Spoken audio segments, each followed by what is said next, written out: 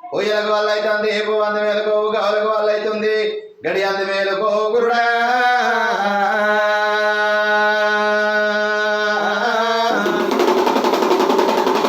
భగవంతా ఏడుకు నేటి అల్లా నేను ఎదుర్కొంటున్నాం రావయ్యో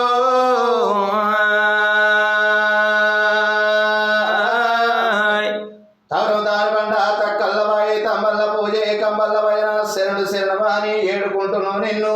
ఎదుర్కొంటున్నావు రావయ్యా